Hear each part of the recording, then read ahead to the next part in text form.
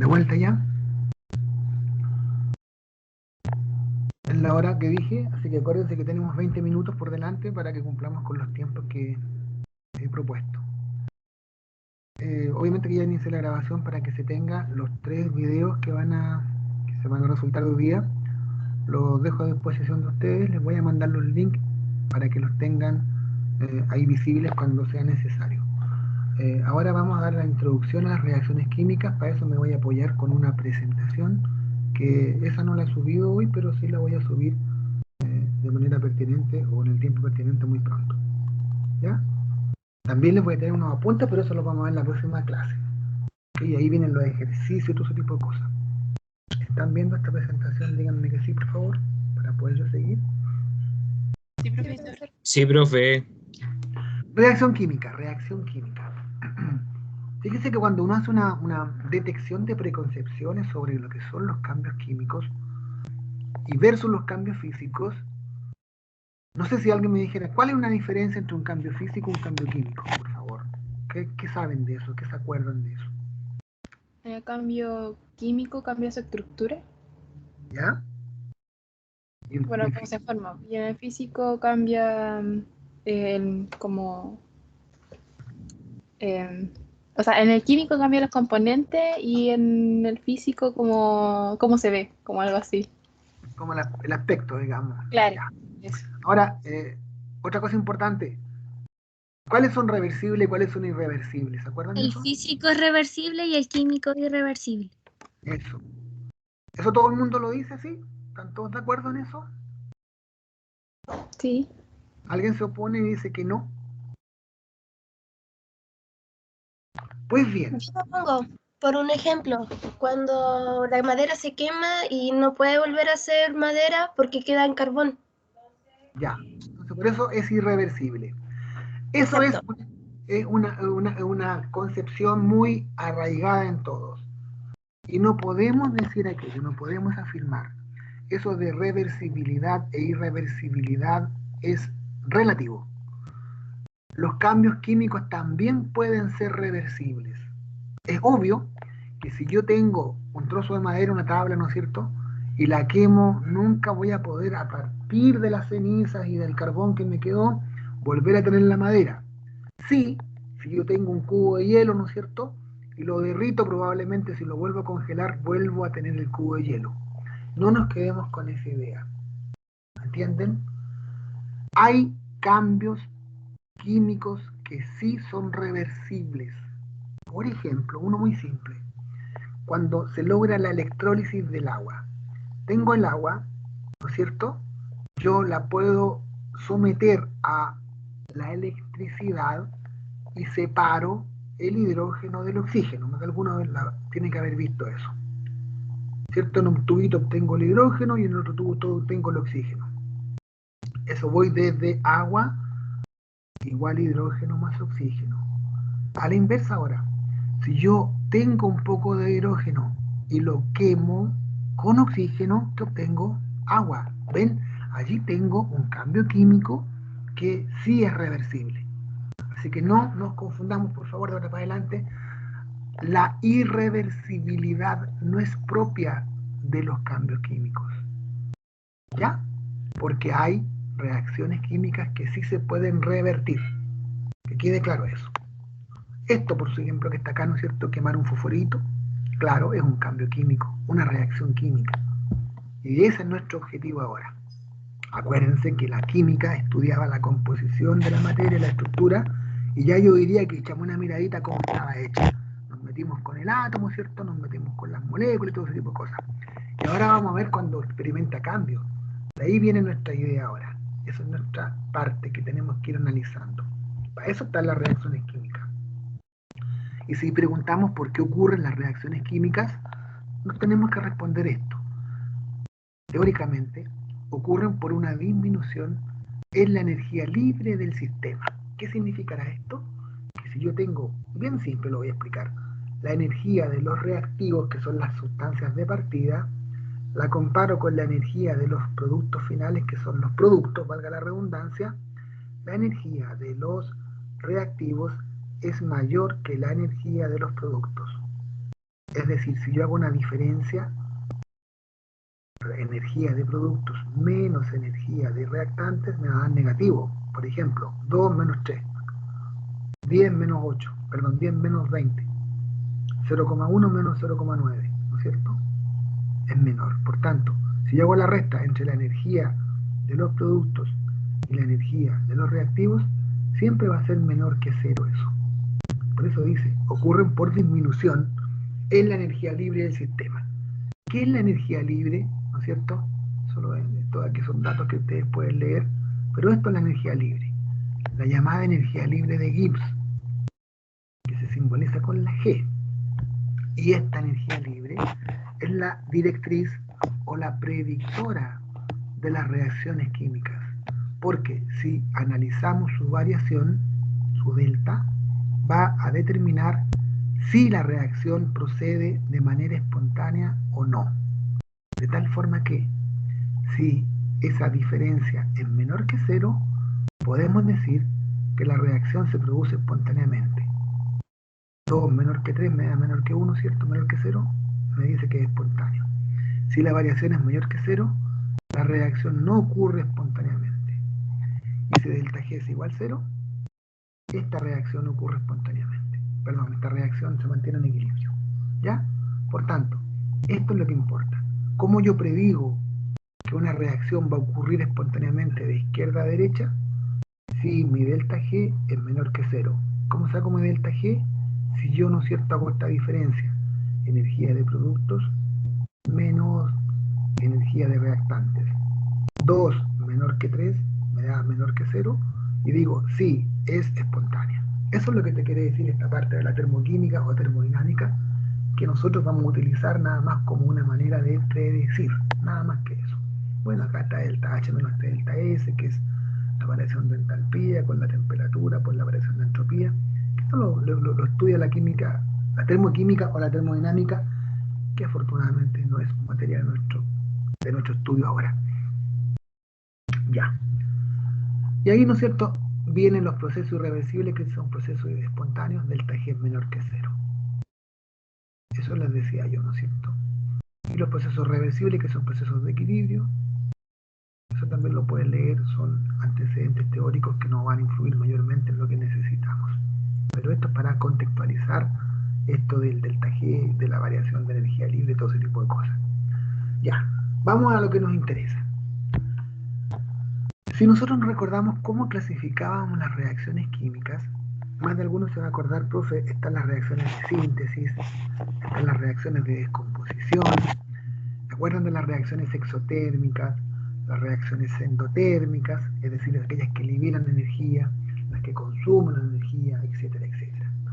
Pero nosotros hemos elegido, y aquí nos importa mucho hacer hincapié, un criterio que nos permite clasificar, si no a todas, qué sé yo, el 99,9% de las reacciones. Y ese criterio es si cambia o no cambia este concepto: el número o estado de oxidación. ¿De acuerdo? Están las reacciones sin cambio en el número de oxidación y las con cambio en el número de oxidación, que son las redox. Las que cambian su número de oxidación son las redox, y las que no cambian son las otras. Y de todas tenemos que preocuparnos. ¿De acuerdo? Ustedes me dirán, ¿qué es el número de oxidación? Acá está la definición, fácil. Miren bien. El estado o número de oxidación es como la carga eléctrica formal, no la carga real, que se asigna a un átomo en un compuesto. En otras palabras, el estado de oxidación, para que lo entendamos mejor, corresponde a eso que se llama la valencia del elemento, pero con signo positivo o negativo. Si bien el estado de oxidación corresponde a un número arbitrario que se asigna a un átomo, se debe mencionar que sí está en estrecha relación con su configuración electrónica, lo cual permite afirmar que dicho estado se basa en 3 aspectos: electrones del último nivel de energía, electronegatividad de los átomos y compuestos eléctricamente neutros. ¿Por qué, por ejemplo, el estado de oxidación del oxígeno es -2? Si juntamos todo esto, porque el oxígeno tiene 2 electrones de valencia libres, ¿se acuerdan? En su capa menos de valencia. Y es negativo porque es no metal. Y si es no metal, ¿qué hace? Atrapa electrones, ¿se acuerdan? Por eso es -2. ¿Por qué, por ejemplo, el estado de oxidación del sodio es +1? Porque el sodio es metal. Por tanto, pierde electrones. ¿Y por qué 1? Porque tiene un solo electrón en su capa de valencia. Por eso está relacionado, ¿se fijan? Para que no nos compliquemos, estos numeritos están en la tabla, así que no habría problemas. Cuando necesitemos saber el o los estados de oxidación de un elemento, vamos a la tabla y nos da la información de inmediato. Lo importante es saber con qué número está actuando, pero eso lo podemos calcular. Así que no hay por dónde equivocarse con esto. ¿Entienden la idea? Una evaluación, ¿no es cierto?, tradicional te dice que tienes que calcularlo, pero bueno, en nuestro caso, como están las condiciones, y siempre lo hago igual en todas las condiciones, dejo que usen la tabla. Por tanto, si necesitan saber cuál es el estado de oxidación del fierro, por ejemplo, bueno, lo busco. ¿Cuál es el estado de oxidación del nitrógeno? Tengo 5 o 6 posibles estados. Pero si yo les digo, ¿cuál es el estado de oxidación del nitrógeno en el amoníaco? Allí habría que calcularlo. Y para eso, ¿cierto?, va a ser el único esfuerzo que tendríamos que hacer. Pero para calcularlo hay reglas, así que es fácil. ¿Estamos de acuerdo? Eso lo vamos a dejar de lado por ahora. Y vamos a ir a mencionar primero las reacciones sin cambio en el número de oxidación. Primer gran grupo, estas. Sin cambio en el número de oxidación. Las voy a mencionar y ya la próxima sesión lo voy a ver con detalle con los apuntes que les voy a entregar. Bueno, 6 o 7 tipos de reacciones sin cambio en el número de oxidación. Demos generalidades. Primero están las reacciones de neutralización ácido-base. ¿Ya? Por ejemplo, cuando yo tengo acidez estomacal, ¿ya?, lo que hago es tomarme una pastilla antiácido o me tomo una sal de fruta, por ejemplo, para poder neutralizar el problema, ¿no es cierto?, el ardor y el desagrado que provoca eso. ¿Qué estoy haciendo allí? Estoy mezclando el ácido clorhídrico, ¿no es cierto?, que se ha producido en exceso producto del comer y beber, que genera mi organismo. Le estoy agregando una base. ¿Qué le estoy agregando? Si me tomo una pastilla de estas que venden en la farmacia, si ustedes se han fijado, son pastillas de hidróxido de aluminio, Al o H3. ¿Ya? Si me estoy tomando, por ejemplo, una sal de fruta, estoy consumiendo, qué sé yo, una base como el bicarbonato, por ejemplo. ¿Ya? Si me tomo una leche de magnesia, que se llamaba antiguamente, todavía la venden por ahí, es hidróxido de magnesio. Eso es la neutralización. Yo neutralizo el ácido con una sustancia opuesta, que es la base. ¿Y qué formo? Sal y agua. Esa es la idea más o menos. Para recordarles lo que pasa. Como les digo, estoy hablando de generalidades. Segunda reacción en donde no hay cambio en el número de oxidación son las reacciones opuestas a las de neutralización, que se llaman de hidrólisis. ¿Por qué? Fíjense, una reacción de neutralización es un ácido con una base y me da sal con agua. En cambio, la hidrólisis doy vuelta al cuento. ¿Quién reacciona? Una sal con el agua y que origina ácido con base. ¿Ven? Y ahora, ¿por qué no cambia? Claro, si yo calculo los estados de oxidación, que los vamos a hacer en la próxima clase, créanme que el sodio está con +1 aquí y acá también está con +1. Créanme que el oxígeno está con -2 acá y acá también está con -2. Que el hidrógeno está con +1 aquí y acá sigue siendo +1. Por eso no cambia el estado de oxidación. Ahora yo lo digo tan re fácil, claro, yo me acuerdo de memoria el cuento, pero ¿cómo lo calculo? Hay reglas para calcularlo. O veo en la tabla, ¿cierto? Veo con cuánto está el hidrógeno acá, con cuánto está el hidrógeno acá. Entonces, estas reacciones se caracterizan en general porque no cambia el estado de oxidación de las especies al pasar de reactante a producto. Se mantienen. El +1 se mantiene acá. Igual que acá, cloruro de amonio, ¿cierto?, que es una sal con el agua. El cloro tiene -1 acá, acá sigue teniendo, bueno, acá no aparece, pero aparece, debería aparecer el HCl aquí. O el nitrógeno tiene un número acá que se mantiene acá. El hidrógeno más 1 acá tiene más 1. El oxígeno menos 2 acá tiene menos 2. Esas son las reacciones de hidrólisis, que son parte de las reacciones sin cambio en el número de oxidación. Un tercer tipo que vamos a ver son muy importantes, las reacciones de formación de precipitados. Cuando nosotros hacemos normalmente el curso, en el laboratorio formamos estos precipitados. ¿Qué son los precipitados? Son sólidos, se fijan, insolubles, que se forman cuando se mezclan dos sales, por ejemplo, que son solubles. Y son coloreados, son de color negro, salmón, verde, blanco. Y también, ¿no es cierto?, hay unos que son más bonitos, por ejemplo, el cromato de plata, que es de color rojo, el yoduro de plomo, que es amarillo, el sulfuro de cadmio, que es salmón, el sulfuro de bismuto, que es negro, el hidróxido de níquel, que es medio verdecillo, el hidróxido de aluminio, el hidróxido de cobre, el dimetilioxima niquelado, es como una cuestión compleja allí, el bromuro de plata, sulfuro de estaño, el arseniato de plata, algo así, creo que se llama, ortoarseniato de plata, algo así, el cloruro de plata, que es blanco. Y bueno, una aplicación de estas reacciones en el organismo, ¿cuál puede ser? Si yo les pregunto, ¿cuáles son los precipitados más indeseables en nuestro organismo? Para que vamos aplicando cosas. ¿Qué me puede decir? Que se forma algún precipitado por allí y nos moleste, nos complique. ¿Se acuerdan de alguno? ¿De algún caso? Hay una enfermedad que se forman como cristales de sal, ¿o no? ¿Esa? Sí, sí. La gota puede ser. No Hay me varios. acuerdo cómo se llama. Los cálculos, pues chiquillos, los cálculos renales. Eso mismo. Qué horrible. ¿Quién ha tenido cálculos renales? ¿Alguien ha tenido padecido de eso? Yo Dicen que sí. tú has padecido, dicen que los dolores no se los dan a nadie. Sí. No, es horrible. Horrible. Y ya lo votó, se operó, ¿qué onda? ¿Cómo lo eliminó? No, los boté. Ah, lo eliminaste por la orina. Sí, pero sufrí mucho tiempo, con dolores de espalda. Así dicen, porque los dolores, ¿cierto?, van en estos sectores. Pero miren, más o menos, ¿cierto?